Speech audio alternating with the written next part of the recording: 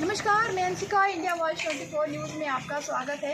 आज हम लोग उपायुक्त कार्यालय के समक्ष खड़े हैं। जिस तरह से अभी अखिल भारतीय विद्यार्थी परिषद के स्टूडेंट्स यहाँ पर आए थे और जिस तरह से उन्होंने एक काला दस्तावेज 100 पेजों का उपायुक्त को सौंपा है, जिसमें बहुत कुछ लिखा गया है, जिससे कि झारखंड सरकार में कितना कुछ घोटाले हो रहे हैं और क्या कुछ इससे स्टूडेंट को मिल रहा है और नहीं मिल रहा है, इसके बारे में सारा कुछ जो लिखा है। इसमें से एक चीज़ मैं आपको पढ़ के सुनाती हूँ। जिस तरह से झारखंड में स्वास्थ्य सुविधाओं और सुधार का काला सच, न डॉक्टर न दवाई, हेमंत सरकार बस हवा हवाई, इस तरह के 100 पेजों का उन्होंने एक दस्तावेज तैयार किया है और पूरा दिखाया है कि किस तरह से झारखंड सरकार घोटाले में लुप्त हो चुकी है और किस तरह से इसे हम बाहर निकालने का काम करेंगे।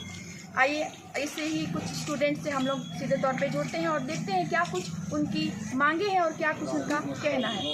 क्या स्थिति है? सबसे पहले तो गांव घर में आप जाइएगा तो संथाल हो या दक्षिणी छोटा नागपुर के गांव हो, वहां पर हमारी सुनीता नाम की बहन शबनम बंजारी है। कारण है बांग्लादेशी घुसपैठ घुस के हमारी बहनों के आबरू लूटने का काम कर रहे हैं और फर्जी दस्तावेज बनाकर सरकार के संरक्षण में जमीन हथियाने का काम कर रहे हैं। आज चानो क्षेत्र में पिछले कुछ दिन पहले घटना सामने आई। एकड़ों एकड़ जमीन जो है 100 आदिवासियों की जमीन को बांग्लादेशी घुसपैठियों ने कब्जा कर लिया। आप जाके नक्टा पहाड़ जैसे क्षेत्र में देखिए आतंकवादी गतिविधि मिल रही है। एक मेडिकल कॉलेज और इंस्टीट्यूशन चलाने वाले लोग अलकायदा जैसे संगठन से जुड़े मिल रहे हैं। कहीं ना कहीं इसमें सरकार का संरक्षण मांग है और प्रत्येक दिन हमारे झारखंड में मां बहन बेटियों की आबरू लूटी जाती है और हेमंत सोरेन मैया योजना का लॉलीपॉप देते हैं। वास्तव में झारखंड में मैया को बचाने की जरूरत है। बीसी का पद खाली है, स्कूल में शिक्षकों का पद खाली है, सिर्फ भरा है तो हेमंत सोरेन परिवार की झोली भरी है।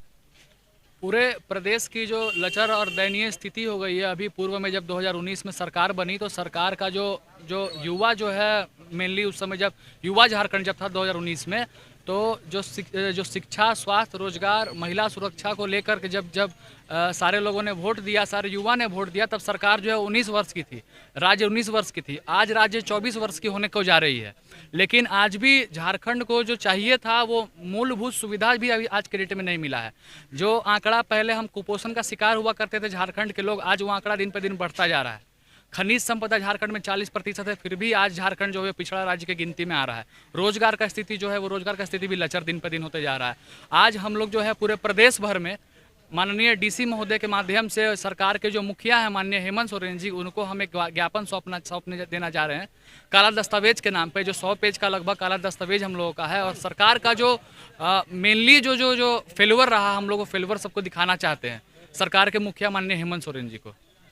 विगत 5 वर्षों से विद्यार्थी परिषद इस निकम्मी सरकार को चेताने का काम किया, लेकिन ये सरकार सिर्फ बालू बेचने में, कोयला बेचने में, सरकारी जमीन को अपने नाम कराने में व्यस्त रही। और अभी विद्यार्थी परिषद ने एक काला दस्तावेज पूरे राज्य भर में जारी करने का काम किया है और इस काला दस्तावेज को हम हर एक जिले से प्रखंड लेवल पर लेकर जा रहे हैं। युवाओं को और आम जनता को जागरूक कर रहे हैं कि अखिल भारतीय विद्यार्थी परिषद इस सरकार के खिलाफ मुखर होकर लड़ रही है और इस बार जो है हम लोग 2024 में परिवर्तन चाहते हैं। अखिल भारतीय विद्यार्थी परिषद का ये स्टेटमेंट है। तो ये जो आप लोग का एक काला दस्तावेज है, ये 100 पन्नों का है जी। और क्या कुछ है इसमें?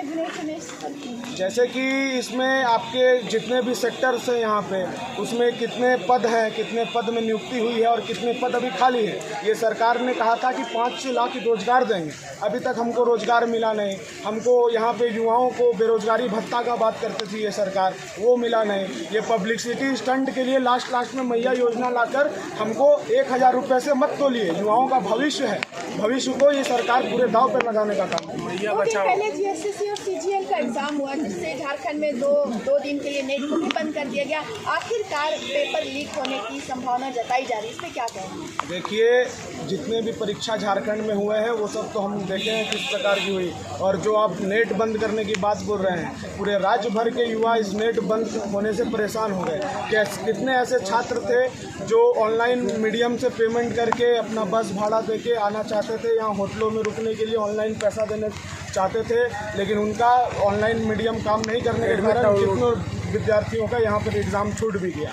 और इसके पीछे भी कितना सारा भ्रष्ट है, आपको आने वाला समय में ये पता चलेगा कि ये पेपर भी लीक होगी। तो करने को खड़ा है और ये अंतिम लड़ाई विद्यार्थी परिषद ये लड़ के दिखाएगी और ये भ्रष्टाचारी सरकार को फेंक कर दिखाएगी।